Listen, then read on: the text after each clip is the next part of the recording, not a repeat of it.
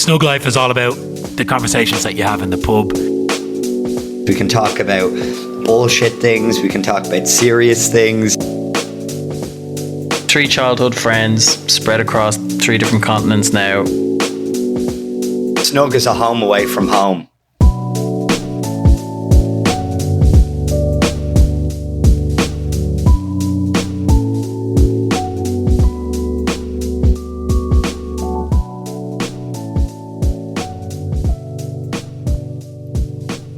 Good evening, lads. How are you? Not too bad. Good afternoon, Tom. How are you? Welcome back to the Snug. Very good. Just for reference, I think I'm in Dublin. Sean, you're in London, and Gaz, you're in Tokyo. Literally just got in. Have you ever been there before on a recording? First time recording the pod in Tokyo, yeah. Been here a few times. Great place. It might be a shorter pod this time, just because we got to get our Gary to bed just for our listeners, right? Cranky Gary. Let me come in hot because we were talking earlier about podcast stuff and how we are going to get it done. And while it was happening, while we were texting, I was out for a walk with Arnie on this little back road around the corner, and this fucking German Shepherd comes bounding out. Now we're about 20 yards up from the house. German Shepherd starts attacking Arnie, lads, and like, this is a big old, like, he's about 3 times Arnie's size, and Arnie's yelping, crying like crazy, and I'm like, what the fuck? What did Arnie do to deserve this? Nothing. Arnie didn't go up to the house. So basically, right, we walk by this house, and I see this guy standing there by the gate, and he's kind of halfway out of the gate, and the big dog's behind him, and I'm giving him a wave. He gives me a wave. Are you the big dog in this instance, or? No, I'm the little dog at this point. I was the little dog throughout the entire story. So anyway, your man gives me a wave, and next minute his dog starts going fucking crazy trying to get at Arnie, and he's holding him back or whatever. And I'm like, okay, no threat there. Happens all the time, So we keep walking. We're about 20 yards up, and I hear the guy behind me shouting, and I kind of turn back. But as I'm turning back, the German Shepherd runs by me, and he's like on Arnie, and I'm like freaking out. Tried to get over and pull him off. But when I went to put my hand in, I was like, oh, don't put your hand in. No. So I just got my body between the two of them.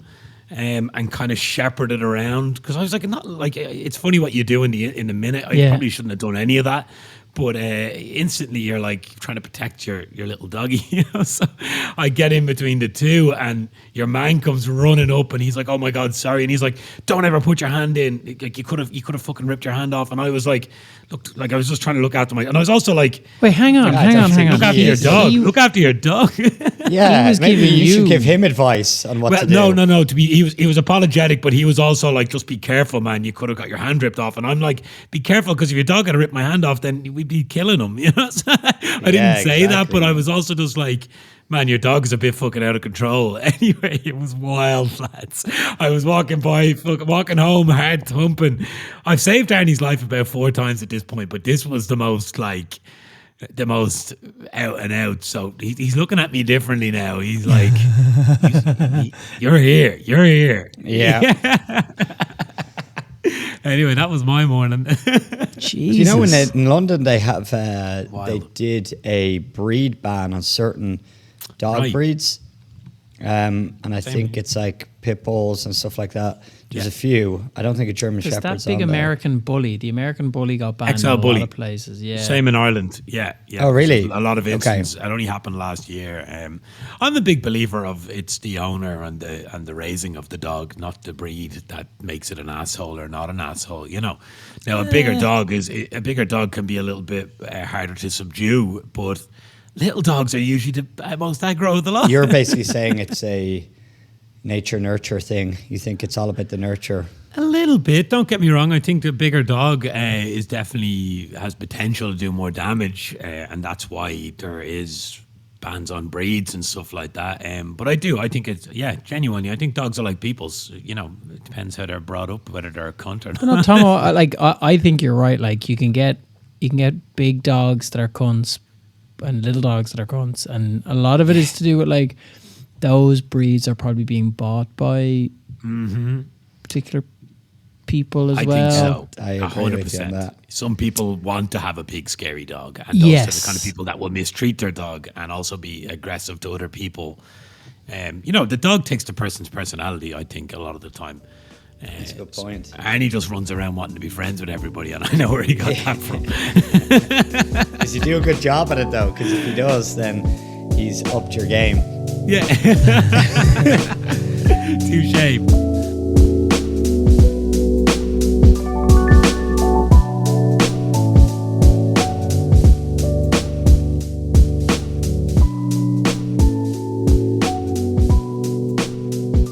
I bet Japan's really safe, because I just came back from Dubai myself, and I noticed how safe everything is. You can leave things at restaurants. You can nothing gets robbed. There's no crime. Everyone respects the rules. Is Japan like that too? Yeah, but I think for different reasons. I think the punishment in Dubai is quite severe, whereas Japan is predominantly cultural. So Follow the rule culture. Yeah, you walk through the middle of Tokyo, any busy street, even the big shopping streets or anything, side streets in the morning time, and there'll be 5-year-olds walking on their own to school because it's so safe. That's class. Incredible. Yeah. I was going to say, do you remember the World Cup? I think all the Japanese fans were bringing their own bin bags and cleaning up to clean up after. Yeah. Come on, if there's, I know you can't generalize an entire country based on what you've seen at a World Cup fans, but no, it's pretty. You'd never see Irish fans. No, man, it's so clean and stuff, and they just they're all very proud, and it's a great place. It really is. Because here in London, one thing I wanted to talk about was this meteoric rise of muggings for mobile phones and that. Wow. And it is just rampant. So you'll see, if you go online, you'll see a bunch of, CCTV footage and stuff showing people getting robbed. And I've had my phone stolen twice since I moved here. I've had a laptop stolen, and they grab it from your hand on the street. So that's happened to you in that way, Sean? That exactly?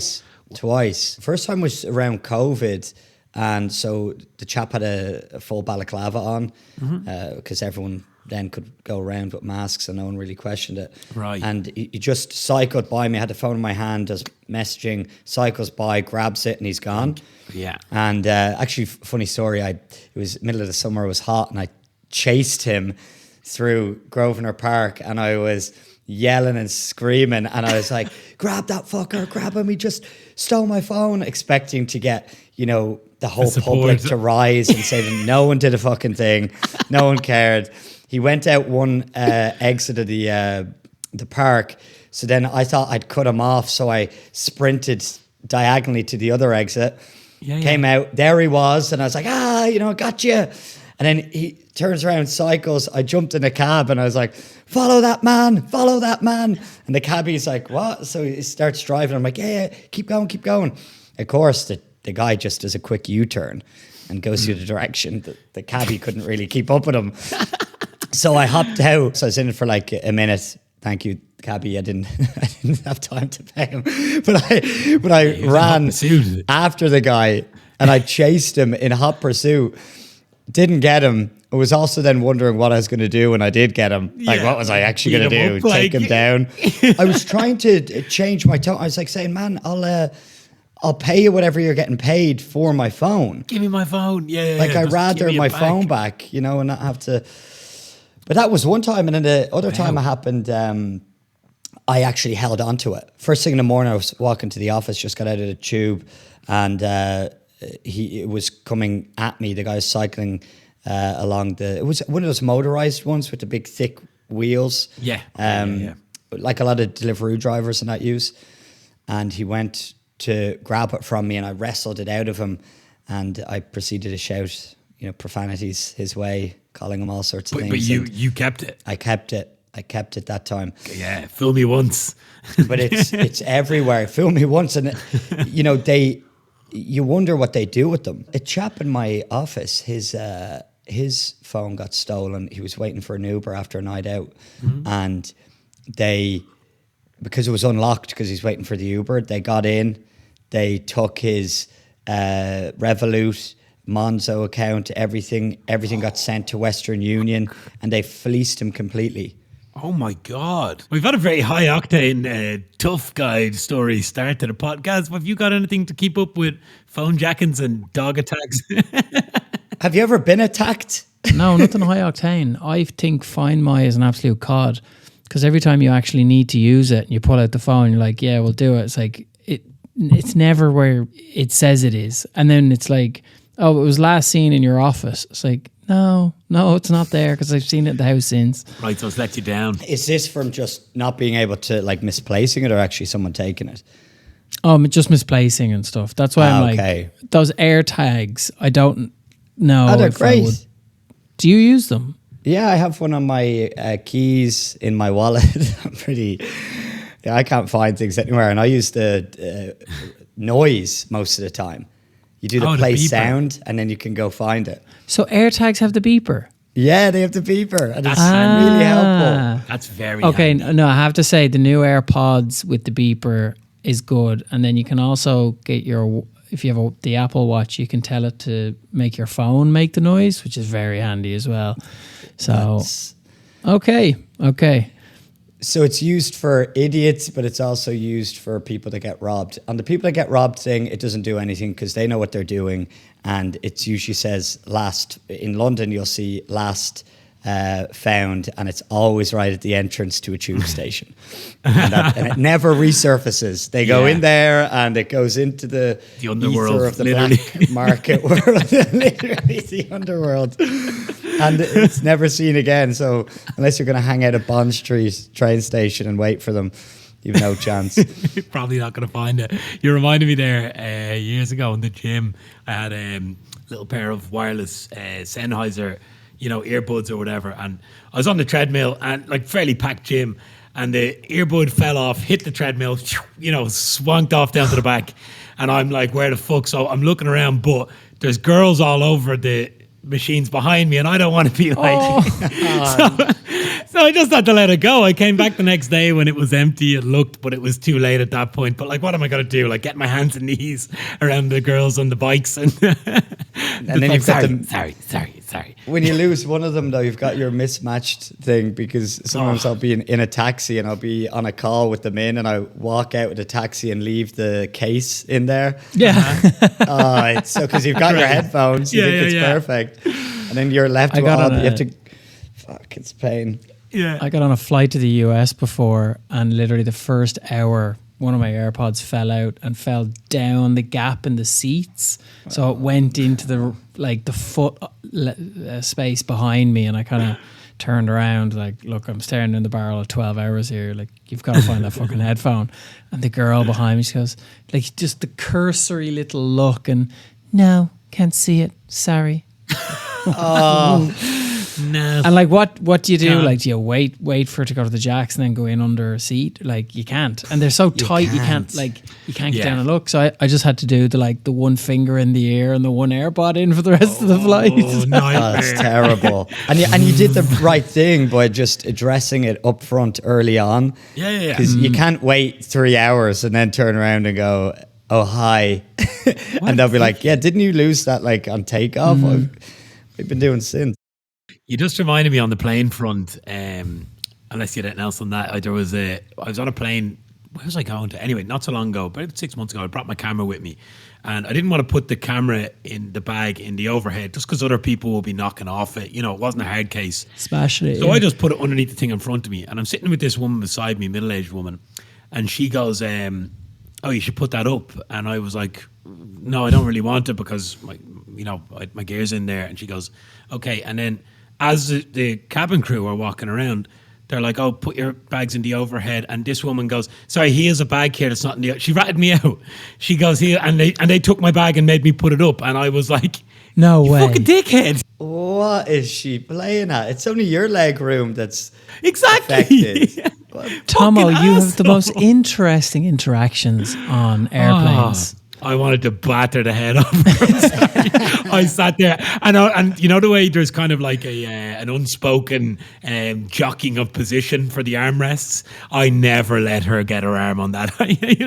You know the way you kind of, if you're in the middle and you're sharing an armrest with somebody, you kind of you give and take a little bit. Not this time. No. And I kept getting up to go to the toilet. Anytime I felt I even got up once or twice and I didn't need to, just to move her. She was sitting there with her cup of coffee and her treat, and I was like, "Yeah, I need to go to the toilet and fucking ruin her whole The buzz." unwritten rule is the middle seat gets the 2 armrests either side.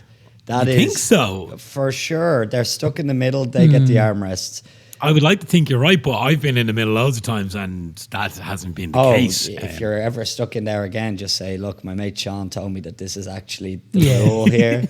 He knows a bit about this stuff. And I'm sure it'll go down fine. I think I've just solved your problem there. They should back off. Thanks, man. Appreciate it. Personal space is a difficult thing, which I think we've discussed before in some countries. But it happened to me again there in queuing up for security in Dubai. And there was a guy behind me that was glued to me. So when the queue moves, 7 meters, I'll look up and then I'll follow it in my own time. We're far from it, the exit of it. You don't have to be pushing up against people. You're not going to get there quicker. This guy was on me. So I took half a step, he took half a step. I took 2 steps, he took 2 steps. And each end of it was a little bump, a real soft bump at the end of his 2 steps. Each time I walked. Did you gently jockey back? Because I would gently and kind of show I'd give a little bit of a... Tomo, you're 2 steps back. Yeah, genuinely. No, sometimes you need to send a little bit of a message. I was so uncomfortable. I didn't bother doing that because I knew I had, 3 minutes in this line and it was over. And I just cultural difference there, Sean, surely, right? This person... Yes. Or it's just a weirdo. I don't think you can blame the whole culture on this one weirdo. He was definitely a weirdo, but he has gone his whole life, I guess, no one calling him out on it. So. I've been nearly adopted into a family queuing for a taxi in India. Where you'd literally just be absorbed into them and then they wouldn't even realize that they've absorbed you and you'd be in a tuk-tuk with them before you know it because it's so fluid and lively. Culturally, there's a different thing there, right? I'm glad I didn't end up on his flight sitting beside him. Yeah, it's a bit awkward, right?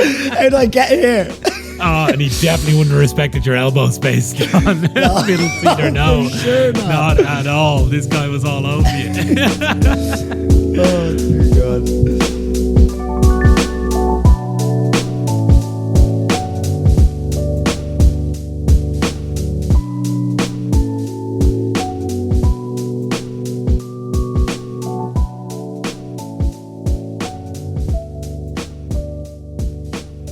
So, January, we're all in the gym a little more than we would usually be.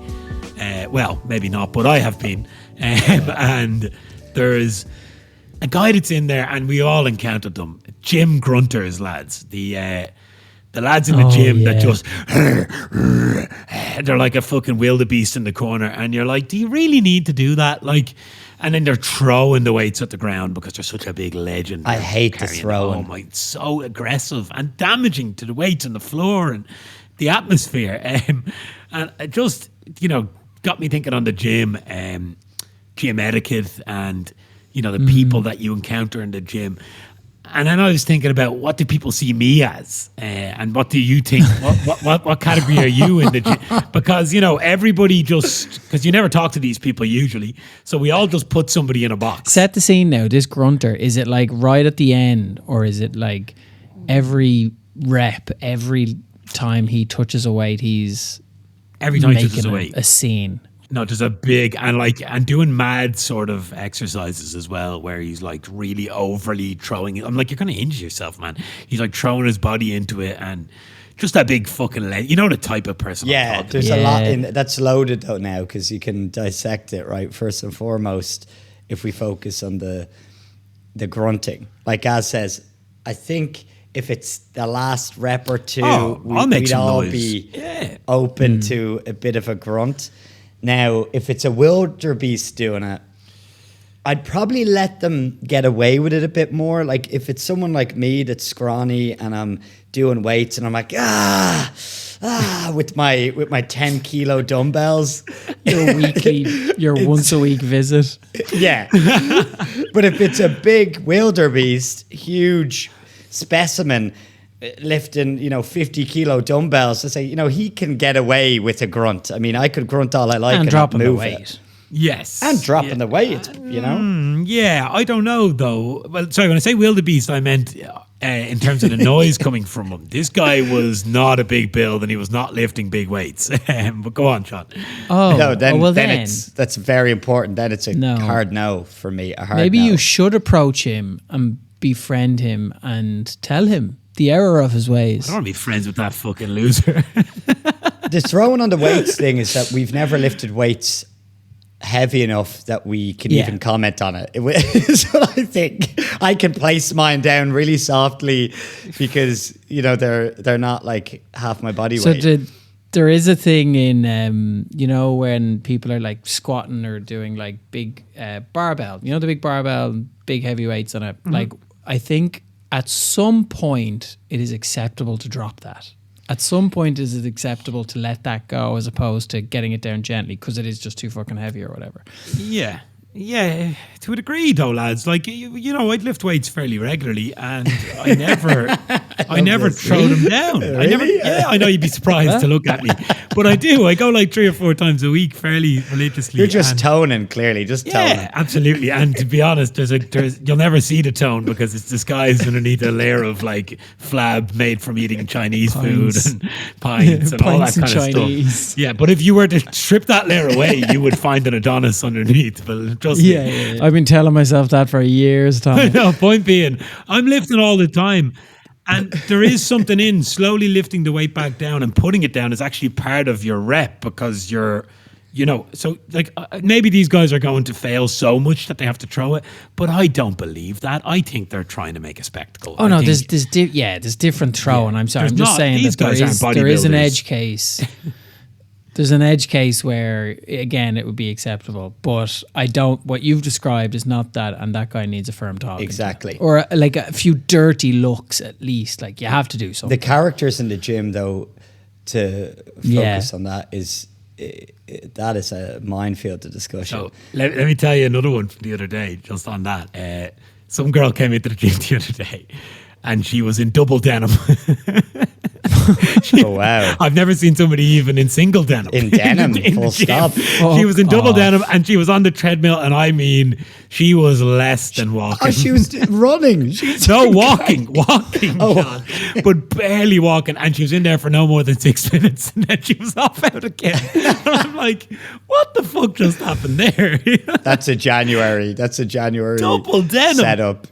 She's really going for it. John Bon Jovi on the treadmill. Never seen that in my life. The groups of characters, though, you go into the gym and you just know the people that live there, whether they're fit or not's irrelevant, but you can just tell by their curated styling with their Lululemon or their Gymshark, and it's a new outfit every day, and they're more happy and excited about wearing their new outfit than they are about actually working out, and they spend a long time in there. Like when I go in, I want to get in and out.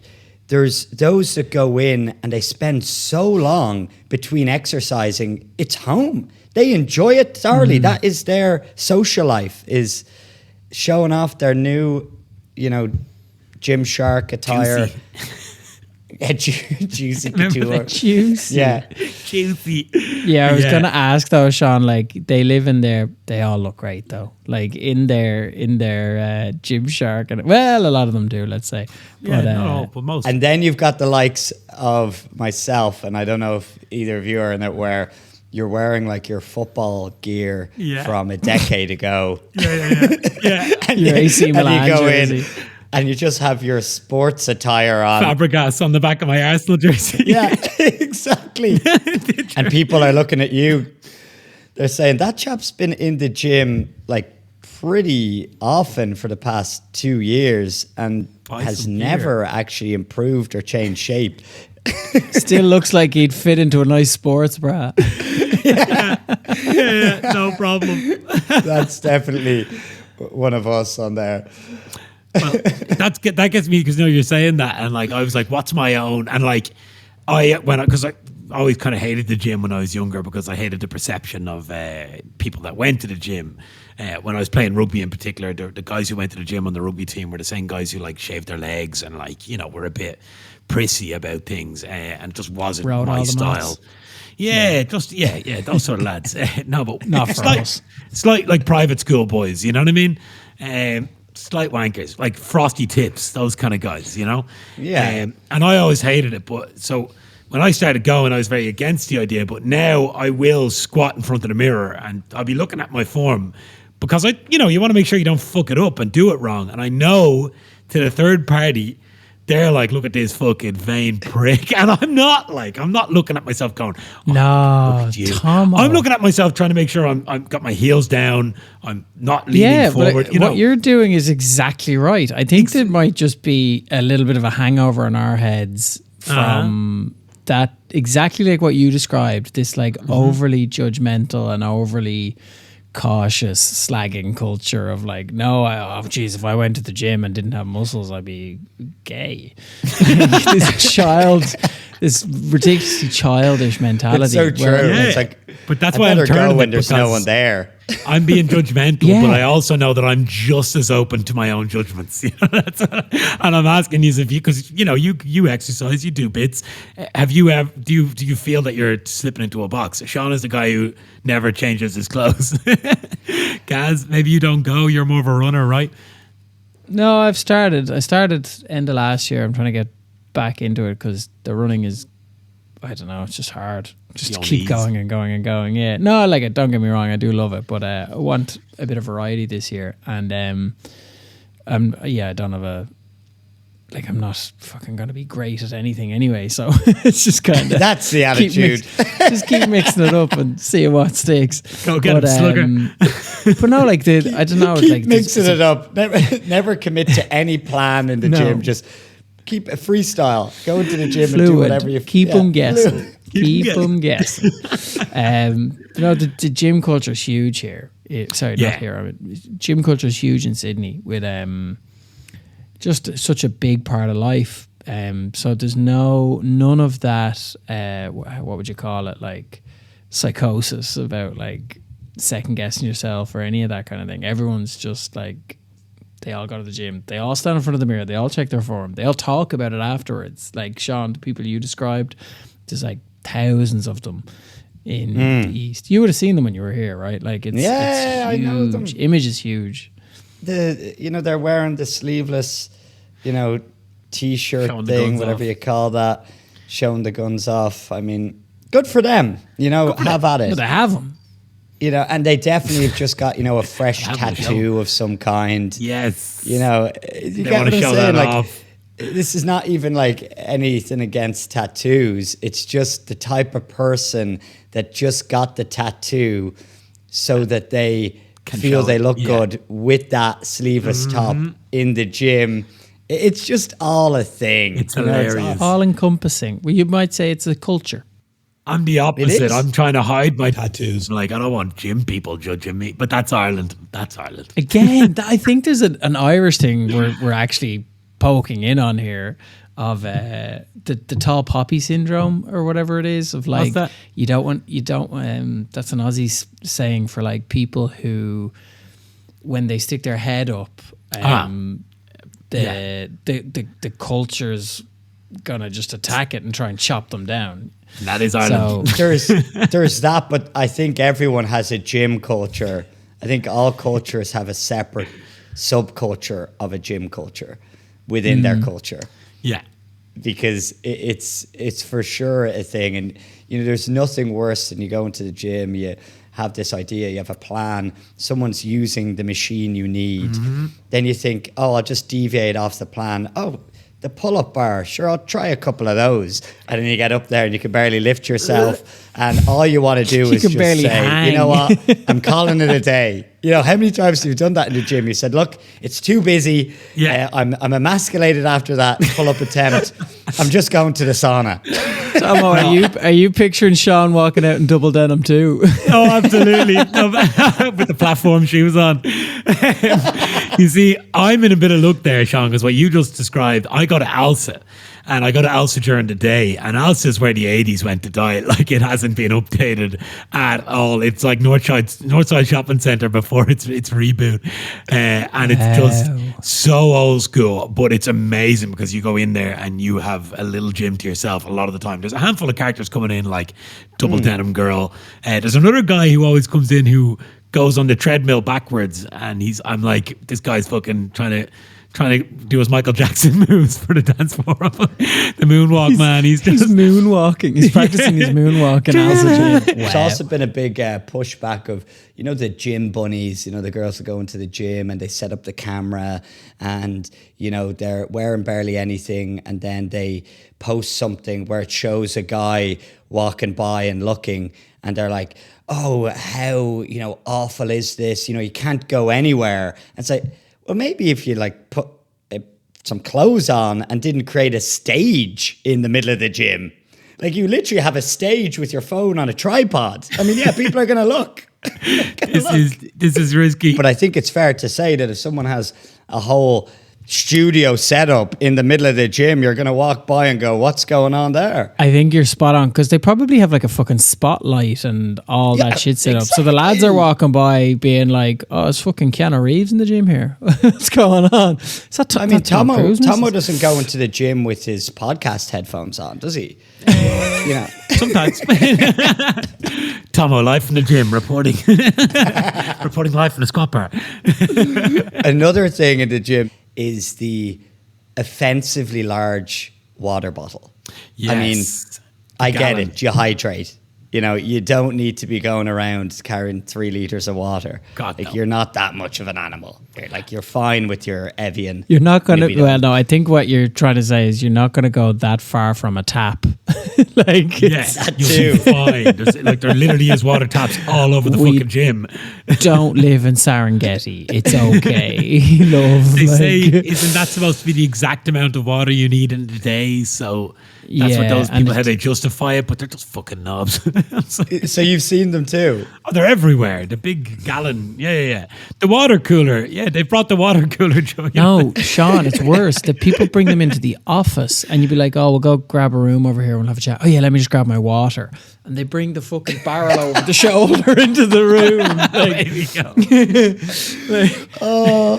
It's the one that has the watermarks on it, you know, 8 a.m., 10 a.m. Yeah. 11, and soon they'll have it linked up to their Whoop. Losers. It's like, come on, like, really? Are you that fucking regimented that you're like timing your water intake?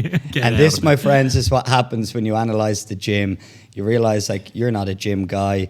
We're not like the fittest people in the world. So instead of owning up to that, we spin it around and make fun of those that are. It's their fault. It's their fault. Idiots. Just shooting down left, right, and center. Fastest guns in the West. What are you trying to do? Drink water? Fucking loser. It's great having it all figured out, lads. Drink water with a PT and actual, like, a good physique? No. Put €120 into pints and Charlie's on the way home. Come on. Now that's how to spend your money.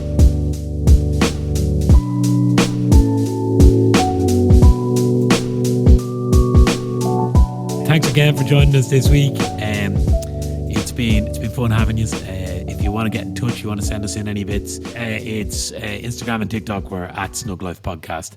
Give us a wee shout, and yeah, you might notice us blowing up all over the TikTok these days, embarrassing ourselves with video footage. We're 35-year-old men on TikTok, but sure, look. Anyway, with that, we'll leave you there. Thanks again. All the best. Salam.